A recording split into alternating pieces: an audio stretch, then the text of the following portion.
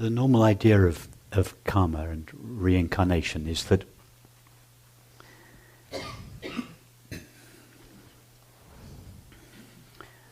first of all, time is the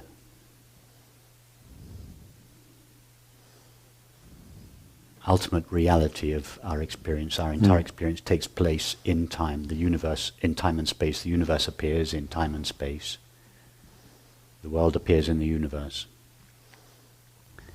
And then, at some stage, we are born as a body into the world.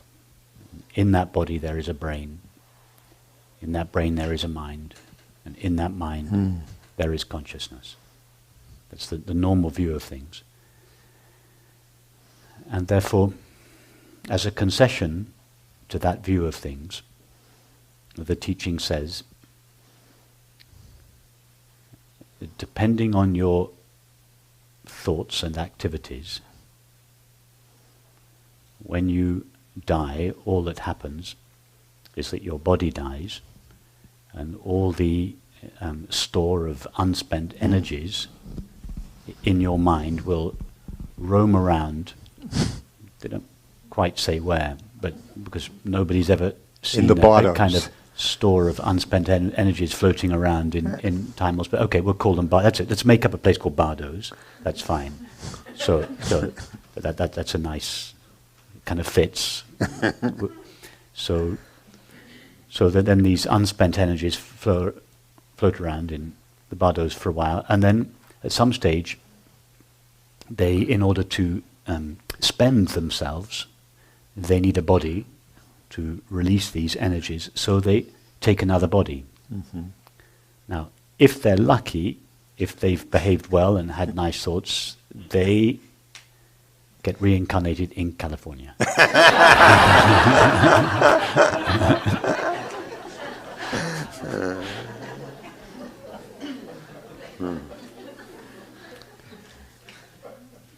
If they're not so lucky, it's...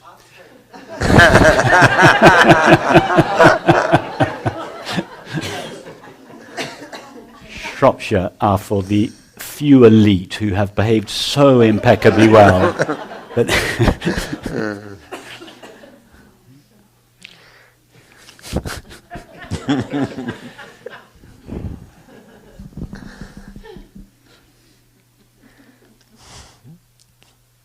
and then, okay, it's bad luck, they spend their time in Shropshire, they do their best to improve themselves, they have nice thoughts and do nice deeds, they die,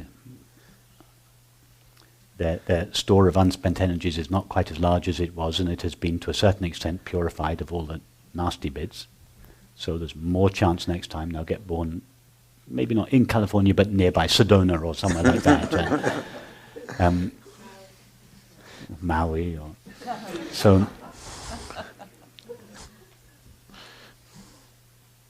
And then with this approach, with this view, it's possible to explain things like why the concentration camps happened. It's easy. The guys that did the perpetrating were just the really bad guys. And actually, the poor guys that were suffering were also really bad ones. They deserved to suffer. So, or they could be purifying their karma. Or they were given this gift of suffering in order to purify this unspent. There are various interpretations of it. And although when we hear these interpretations, it's not very satisfying. In order, all we could do, in order to, how could that be satisfying? You just have to believe it. You just have to think, okay, my master told me it was like that. Therefore, it's like that. We don't know it's like that. It's not our experience. So it's only the relief we get from adopting that attitude is only as strong as our belief that it is true. But our beliefs are so fickle. what happens if your master dies and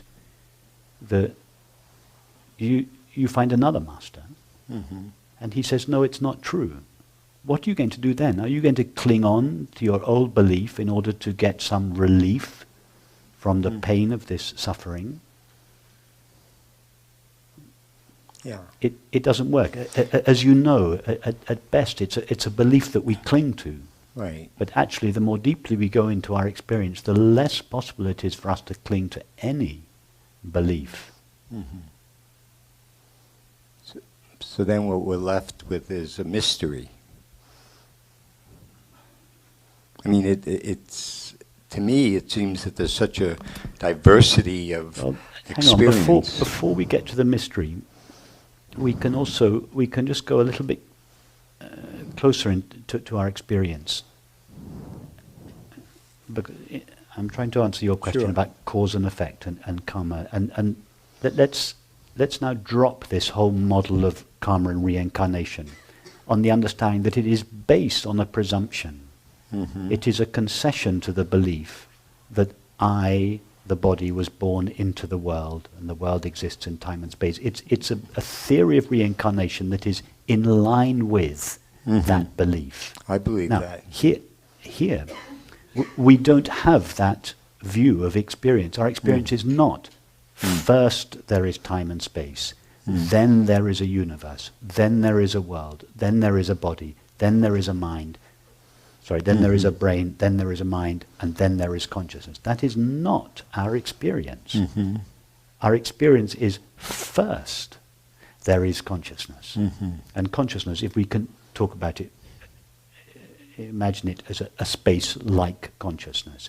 Consciousness, like time and space in the previous model, is the biggest element of experience. Mm-hmm. And inside consciousness is mind. And inside the mind is matter. In other words, the body and the world from this point of view, and this point of view is just the point of view of experience. Mm-hmm. It's not theory. It's closer to it's not a perfect model, but it's a model that is much closer to our experience. Mm-hmm. First there is consciousness. Consciousness modulates. It is the substance of consciousness itself that takes the shape of mind. And I mean mind in the broadest sense of the term, thinking, sensing, and perceiving. And it is only thought, in the form of thinking, that conceptualizes separate objects made out of stuff called matter. So from this point of view, objects, the world, the body, are the smallest element of experience. Mind is bigger than the world, and consciousness is bigger than mind. So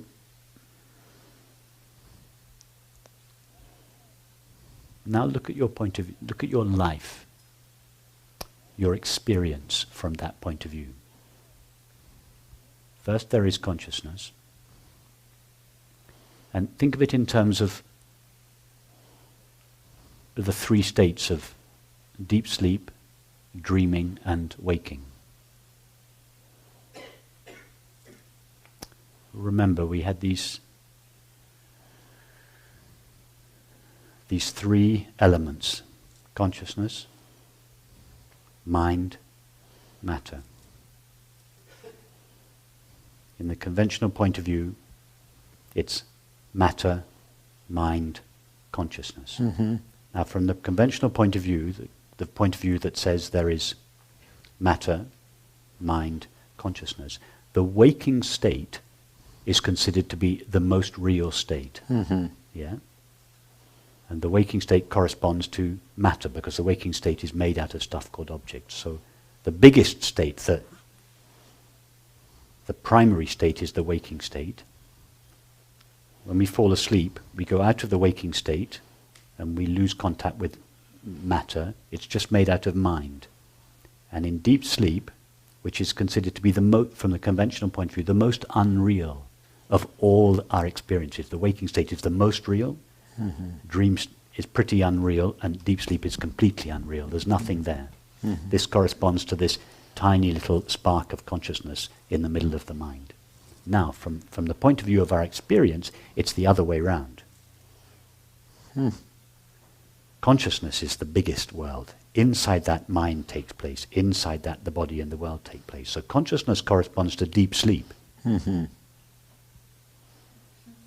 Yes? Yes. Deep sleep is the most real state. Yeah? Because it's just pure consciousness. Now, from this point of view, deep sleep doesn't come to an end when the dream state begins. It's that deep sleep itself, pure consciousness, vibrates within itself and takes the shape of mind and appears as the dream state. Yes, so pure consciousness takes the shape of mind, thinking, sensing and perceiving. That is just mind. That corresponds to the dream state, which takes place in deep sleep, not after deep sleep. You haven't gone from one state to another state. You have remained pure consciousness. Pure consciousness by itself corresponds to deep sleep. Consciousness starts vibrating within itself. It begins to take form, thinking, sensing and perceiving, and appears as the dream. And then in the form of thought, it conceptualizes separate objects. And those separate objects become the waking state. Mm-hmm. So from that point of view, the waking state is the most unreal state. In other words, the state in which we think there are separate objects made out of matter, known by a separate subject, made out of stuff called mind, is the least real state. Mm-hmm. Mm-hmm. And this is why it says in the Bhagavad Gita, what for the sage, for the sage, the waking state is, I'm paraphrasing now, what is the waking state for the ignorant is sleep for the sage. Mm. And what is sleep for the ignorant is waking or daytime for the sage. Mm-hmm. The sage means pure consciousness.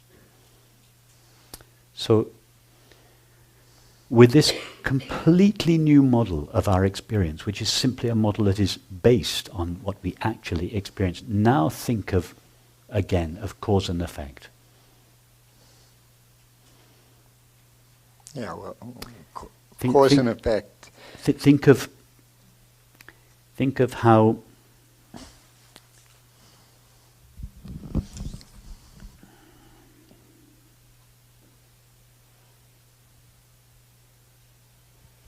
the residues that are left in the mind materialize in the form of the body and the world. Mm-hmm. And this is actually what happens in a dream state. When you fall asleep at night, your body and your world disappear, but there is a residue that is left over, that is just made out of pure mind, and in your dream you create a new body and a new world. So for instance, if during the waking state you were very fearful, let's say you had a very fearful disposition, when you fall asleep, you find yourself reborn as a new person in a new world. And the fear that you felt inside of yourself in the waking state now manifests in your environment outside of you. So you find yourself as a new body, a brand new body that you get in the dream state, and you find that you are in a war zone and you're terrified. A nightmare. But the fear that you felt on the inside in the waking state has materialized as your environment in the dream state, and you then identify with a body. You think, I, this body, am experiencing this fearful environment. But it's actually the fear that was inside you in the waking state that has manifested as a threatening situation in your environment. And this is I think, not a perfect model of reincarnation, but a much better one. One that is much closer. That we go from the waking state, or we seem to go from the waking state. What was inside us in the waking state becomes our environment in the dream state. Right. And then we seem to pass out of the dream state into deep sleep, where we get some relief But then the dream state starts again, we get a new body in a new world, and then we come back to the waking state. Now, why couldn't exactly the same thing happen at death? We don't die out of this body and hover around in a bardo and then get reborn in London or Shropshire or wherever it is. Why couldn't it be that we actually stay where we always are, where we have always been, pure consciousness? That we take the shape of mind, thought abstracts a body and a world. When that body and world dies, when thought, in other words, when thought ceases to abstract a body and a world, that's the death of the body, mind continues. We don't go anywhere because we are this dimensionless consciousness in which this mind is taking place and in which the body and the world previously took place. Now, the body has disappeared with its world, but mind continues. That's what the Tibetans call the bardo. And then at some stage, thought conceptualizes and a new body and a new world from this pure mind experiences, and then we find ourselves in another world. But that world takes place it's always been in us. The whole thing has happened in us. Yeah. I don't know how clear a description that is. That's hard to explain. It's an alternative model that challenges me. Sorry? It's an alternative model that I've never Well, it's an alternative model. It's not a perfect model. No models are perfect, but it's one that is based on our experience and is consistent with our experience, at least it's consistent with our experience now. And also, we are using a hint, and the hint is the 3 states. And do you think it's just a coincidence that there happen to be 3 states? A waking state made out of objects, a waking state consisting of objects made out of matter, a dream state consisting of mind, and deep sleep consisting of just being, just consciousness. Is that just a coincidence? Matter, mind, consciousness. We rehearse this every single day of our lives. There's such a clue there as to the nature of reality. It's a clue that we rehearse this death process every single day. Well, what I see you're doing is you're making deep sleep central and the waking state. Yes, exactly. I'm saying that deep sleep is the most real experience, and the waking state, it's not that the waking state is unreal. All experience is equally real, but it's the way thought conceptualizes the waking state to consist of objects made out of matter moving around in time and space. That is the least real. Right. So I'm completely turning experience upside down and basing it on our experience, which is that consciousness is primary. Right. So mind is secondary, matter is tertiary. The conventional view is that matter is primary, mind is a byproduct of matter, secondary, and consciousness is a byproduct of mind, tertiary. So what you could say is that the belief in karma may actually create that particular reality, but that it's not a particularly wise belief to have. What I'm saying is that the theory of karma is not completely wrong. There's some intelligence to the karma, but the way it is presented normally makes a concession to the conventional dualistic point of view that matter is the biggest element of experience, then mind, then consciousness. So there is some truth at a relative level to karma, but the conventional way of thinking of it is simplistic and is dependent upon this very childish view we have of experience. If you turn the whole thing upside down and start with consciousness, inside which is the mind, inside which is matter, you can still think in terms of cause and effect. But it makes much more sense, it's much closer to our experience, and then you go to the hint of the 3 states of waking, dream, and you understand, I don't go out of the waking state into the dream state, and then out of the dream state into deep sleep. I am always in deep sleep, which is not a state, and therefore we have to say it is actually beyond deep sleep, turiya, because it is no longer, it's not a state. But let's leave that for the moment. It's making pure consciousness the biggest element, which is represented by deep sleep. Mind takes place in consciousness. Matter takes place in mind. Okay. Thank you. I appreciate the effort you put into your answer. It's not something that is easy to describe, and it's a little challenging to. Yes, well, I appreciate you taking up the challenge.